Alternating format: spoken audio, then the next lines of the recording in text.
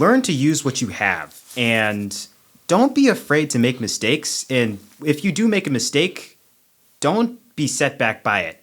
You look at that mistake, analyze it, be like, okay, I made this mistake.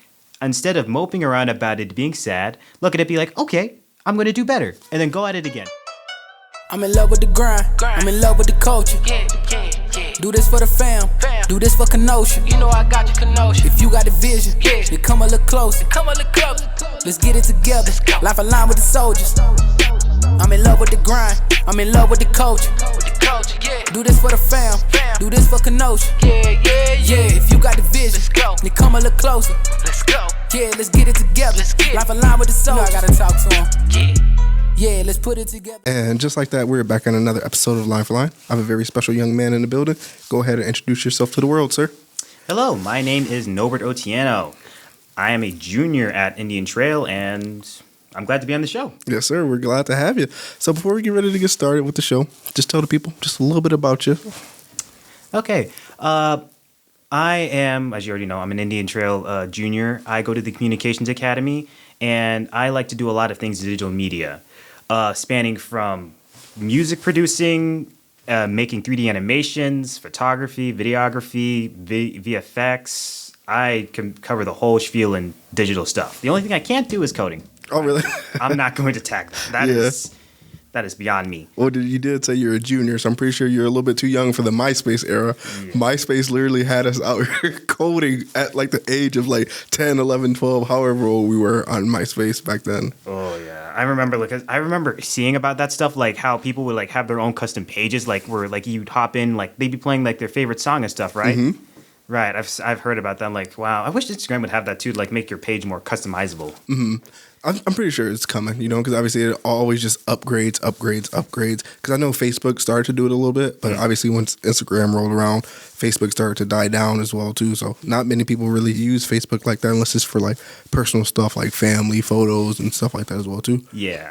I try to stay away from using Facebook just because I feel like the people I'm trying to reach out to, the audience isn't going to be on Facebook. The only thing people I'm going to find is just like a whole different generation from me. Mm-hmm. The only reason why I have a Facebook account that I don't even use is because I have an Oculus Quest 2. So because you need a Facebook account to use that, but everything else I don't. Yes, sir. So what do you mainly use? I mainly use Instagram. Nice. And where can the people find you out on Instagram? People can find me on Instagram at Nobiwon, Nobiwon. Star Wars fan? You know it. So tell us a little bit about the origin of your name as well too. Oh my God. Okay, so when I was about 12 years old, I was making a Roblox account, and at the time I was really into Star Wars. So I was like, I really like Obi-Wan Kenobi. But then I was like, what if I added N to it? So then Nobiwon Kenobi was my Roblox username. Mm-hmm. That is still not changed. And I was like, I like this name a lot. And then I was like, wait, short it. It's Nobiwon. That's really cool. Mm-hmm. Then short it again, Nobi. Because that's what most people call me these days is Nobi, which I love that name.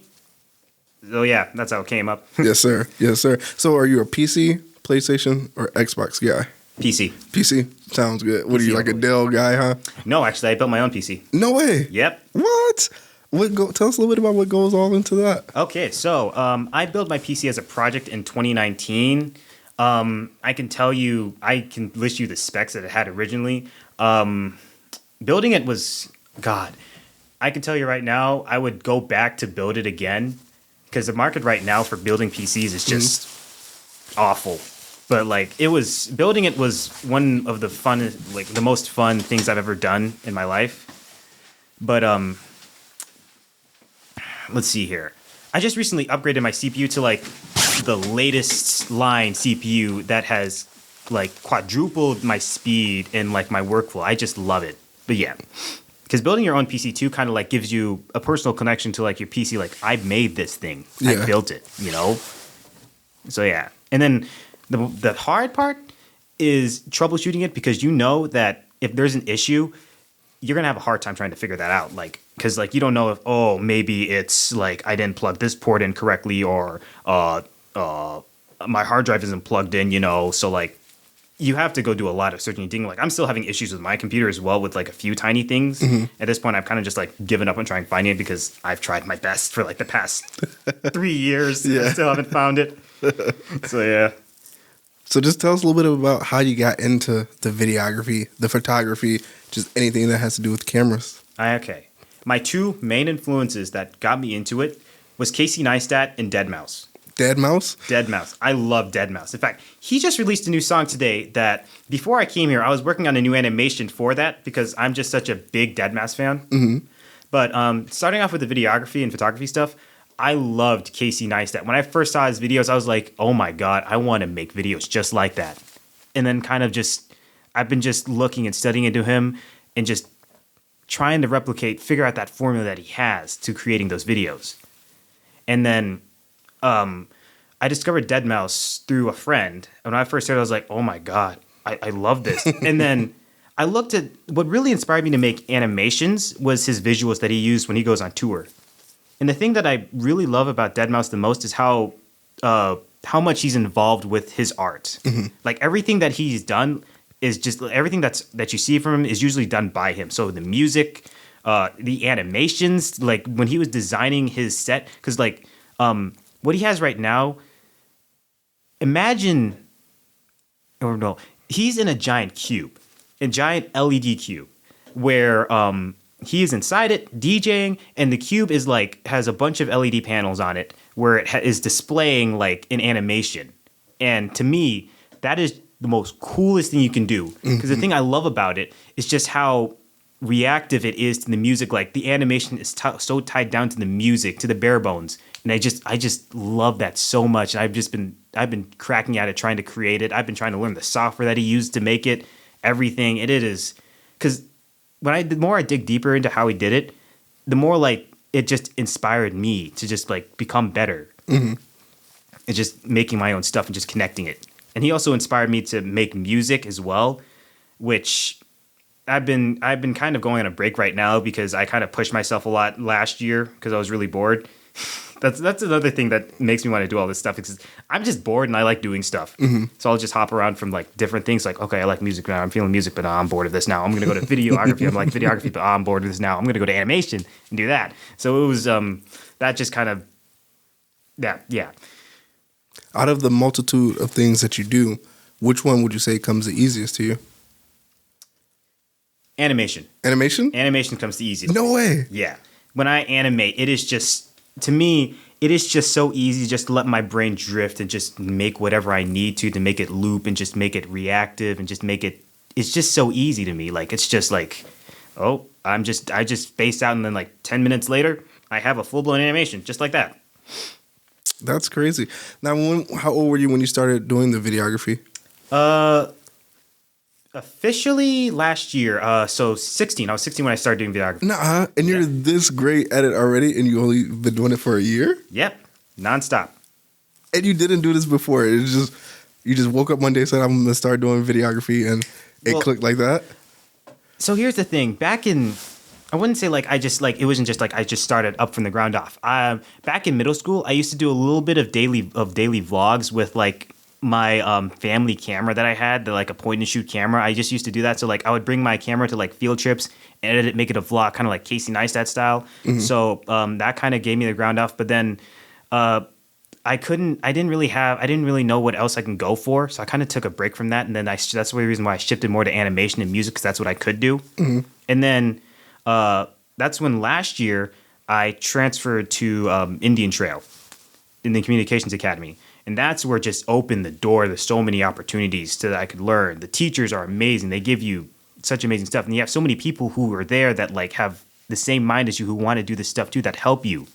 And the equipment that you have the access to is amazing. So that's when it really took off. When I had the access to that and the resources to help me learn more, that's how I got so good in just like a year, because that's when I like officially started doing the videography stuff. Yeah, I have to throw this out here now because I just feel so cheated, because obviously I know Jace and everything like that and the other people that's in the communications. I didn't have that when I was at Bradford in high school. I was like, we didn't have any of that, and I always knew that I wanted to be in the radio, be on TV, doing music videos and everything like that.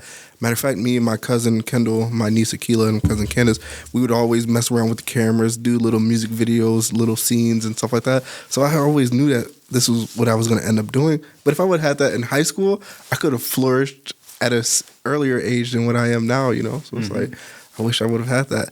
How blessed would you say you are to have that type of programming at school? I am very, very, very blessed to have all of that, to have all this access to me. Because I know if I wasn't at Indian Trail, I would still probably be just trying to figure out how to use a camera. Yeah. So that really helped me. It was a godsend. It like, I don't even know how to describe how fast this has pushed me. Yeah. And I'm only going up because I'm only a junior, man. Who knows what I'm going to be doing next year? You're going to be on tour with Dead Mouse next year. Probably. What type of cameras is it that you shoot with? I shoot with the Sony A6400. Okay. It's the, I would say that camera is the best budget videography camera that you can go for. Mm-hmm. It's the best specs, best bang for buck, best lens combo. You could shoot at you could shoot at 120 FPS, meaning you can shoot at slow-mo at 1080p. You have access to picture profiles, so you could really get creative with how you want your image to look. Mm-hmm. It is just the best bang for buck camera you can ever get. And what all do you use it for? I use the camera stuff for my work at WGTD and ITTV, and then sometimes personal projects as well. And then, pretty much that's it. WGTD. Yes. Tell us a little bit about what that is. WGTD is is an NPR radio station that is hosted by Gateway. Mm-hmm.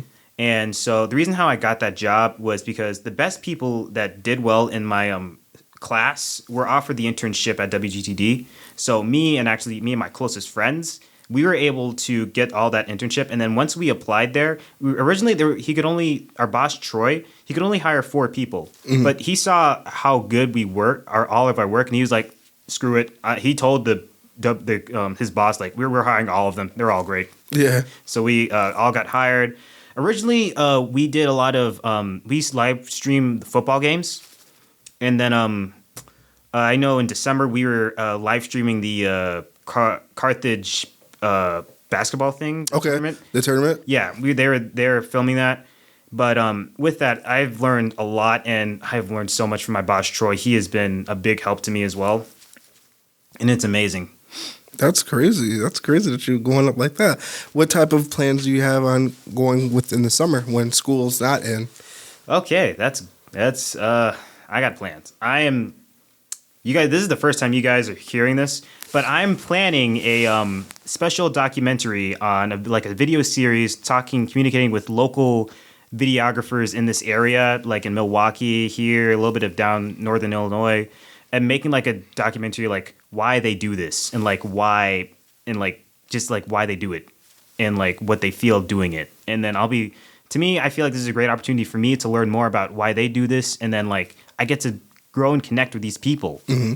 And like I just create a network, so like I'm reaching out to all these. I've already been reaching out to a bunch of video creators around this area. There are so many creative, talented minds here mm-hmm. that are just amazing that we're just sleeping on. They should be like some of the work they created. They shouldn't be here. They should be like out in LA working for big productions, but they're just here. And like it's just so much untapped potential in this town. Mm-hmm. And that's one thing about this city. One thing that I love, the untapped potential, and with people like us and like me who have like cameras and stuff like that, we're basically like the eyes and the ears of the city as well too. We can go out and promote these people and talk to these people and not necessarily say we're giving them the spotlight or anything like that, but we're giving them the platform to be able to produce more and tell people what it is that they do so people can find out about the services and find out more about them as well too. Exactly. It's just so much people here that I feel if they got the right spotlight, this town would just flourish mm-hmm. with creatives. But I will say this, though. Kenosha is on the up and up as well, too, especially with all the renovations that they're doing to the city as well, too. All of the creators that they have in the city. There's a bunch of great videographers, photographers out there, like from the Andrew Myers of the world, mm-hmm. the Jace Cavellis of the world, the Nobies of the world, the Line for Line podcast of the world. I had to throw myself in there, obviously. But gotta have that self promo. Yes. But it's just great. And it's like, like you see more and more stars being made when it comes to athletics and things like that as well too, who are yearning to be in the spotlight as well too. So it helps both sides, you know. So it's if it's an up and coming football player, they want to be on camera and tell their story, and then obviously if you're filming it, you want to be able to tell your story and do work for them and other people as well too. So it goes hand in hand, and that's why I love the city and just the direction that the city is heading in. Yeah, actually, to add on to like telling the story, the one main reason why I love doing videography is just being able to tell that story of someone of like, however, of just someone, you know, just like there's so many interesting people in this town that have a story to tell that I believe if everyone heard would be incredibly interested in and add value to the person, you know. That's why I love doing it at all. Just being able to tell someone's story. I think that's why I'm lucky that I have a podcast, because I get to meet so many different people, you know, and it's like, it's not always the same people. So you can't say my podcast is like a cookie cutter podcast, just sports. No, it's like business owner here, a doctor here, someone who may have done some time in prison or whatever the case may be. They righted their wrongs and they want to tell people that, hey, I made my mistakes. I own up to my mistakes. This is who I am now and just going forward, you know? And then that's what I love about life, that people do make mistakes as well too, but it's all about how you learn from your mistake and how you bounce back from that mistake as well too. And being able to help people tell their stories, I just find so much joy in that. Exactly. And you said this is your first podcast, right? This is my first podcast. Well, so all the things you do, you never even thought about starting your own podcast? No, this is the first time I've actually thought of that. But there's only so much I can do that I'm trying to manage. In starting my own podcast, I feel like I'd have to put a lot of work into it, and like to create the content that I would feel is up to it. That would be like, I put myself to a very high standard with my work. Like, I know this. A lot of the student projects that I've done, like for school, because I'm in a digital productions class making films, I don't like it because I don't feel like it's my best work. Oh no! Because to me, with the way the class works, I feel like I don't get enough time to like fully process it through and like get the angles I want, get the shots that I want, get the planning I want done. I just don't like it, like just how quickly the turnaround time is, which I understand because it's a school and we only have a 50-minute class, so there's only so much time we can work with. But I put myself to a higher standard. So like the stuff that I post on my Instagram is what I feel like is my best work that I ever done. So it's mostly the ITTV stuff that I do. I feel like that's my best work because I have plenty of time to plan out my shots and like plan out interview questions, work with my team to make stuff for the questions and like content. It is just, that's why. Yes, sir. That's so crazy that you say that as well too, because obviously I'm in the same boat as well too. I dabble with the videography and I do the podcast as well too. And it's like when you own a company like this, it's like everything has to be perfect, you know? But then with me, it's like I find myself, I'm still only one person as well too. So there are times where I missed a shot and I'm like, man, I missed that shot, or I missed the opportunity to have an even better product than what I did do. But then I'll go back to the drawing board and say, well, you do have to give yourself a little bit of slack because you are one person and you're doing everything by yourself, whether it's you're shooting the video, you're editing the video, you promote. It's like, dude, it's a lot. Yeah, you're a one-man band. You just got to keep doing everything. You'd be like, okay, yeah, you did this, but you know, it's your best. It's your best. You're a one guy. You're one guy. yeah. So like, what are you going to do? And it's so cool because obviously with working really hard for it, you can save up your money and then you can get more equipment. But then in that same sentence, it's like, it could be a catch-22 because, all right, now you got the new equipment. Now you got to get acclimated to the new equipment because this new camera may have this that the old camera did not have, and you're like, oh well, now I have to figure out how to use this. It's just, I feel like it's all trial and error with it as well too. You have to learn and you have to grow as well too. I'm sure you've seen that before too, right? Yeah, I have. The trial and error I've done doing the videography stuff throughout the past year is so much. With just not even with the video stuff as well, with talking, making deals with people. I have made so many mistakes that have costed me money. No way. Yeah. Oh my God. I have messed up on a lot of stuff. Yeah.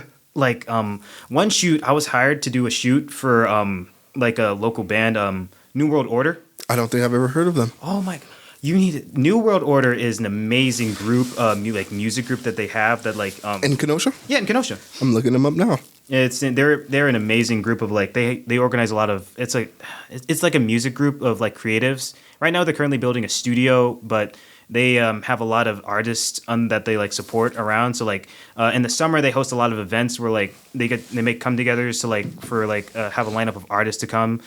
And I didn't even look them up. I'm continue on. they're like they support also local businesses as well. Like Garments. That's my guy. I had him.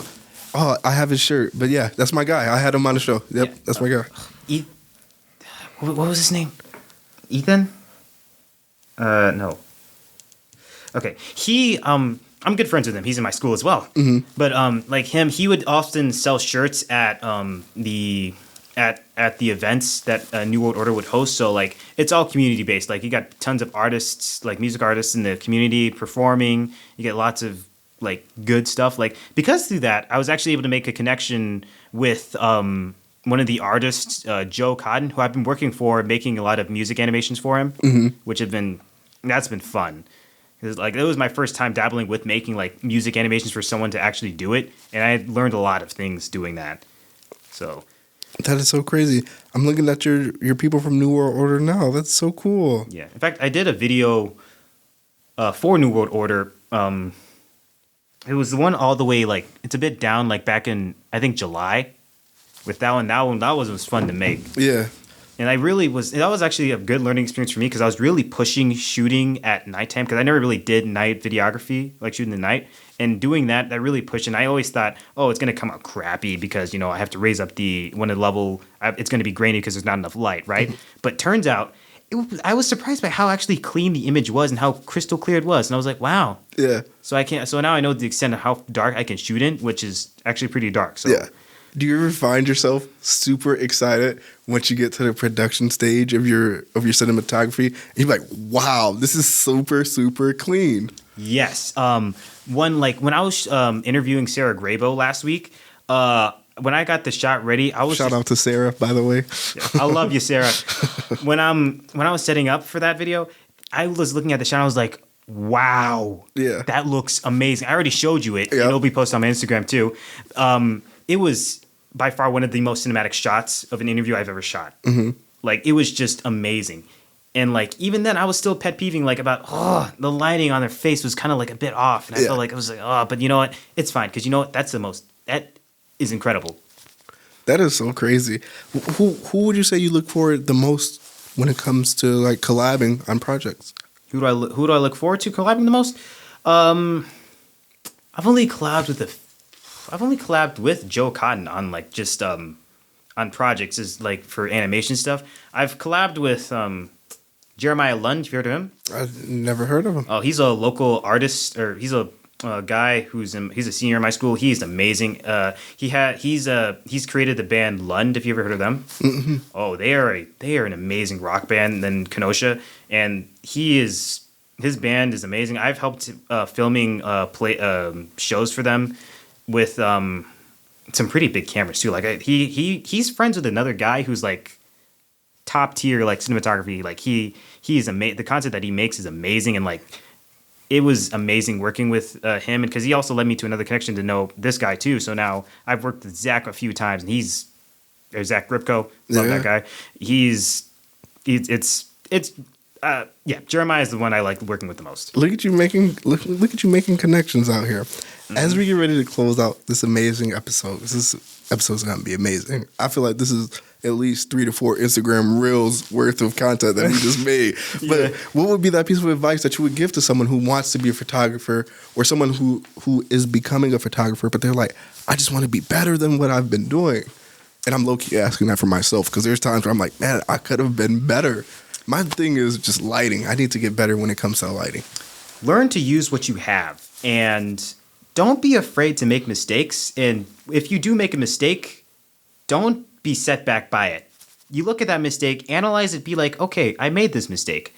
Instead of moping around about it, being sad, look at it, be like, okay, I'm going to do better. And then go at it again. Because a lot of this stuff is trial and error. Mm-hmm. Trial and error. I can't tell you how many mistakes I've made editing, and doing video stuff and photography stuff that I messed up. But because of those mistakes, I am now where I am right now. So it's a lot of experimenting, trial and error, messing up a lot of times. But those will give you the background of those will give you the information you need to excel. Mm-hmm.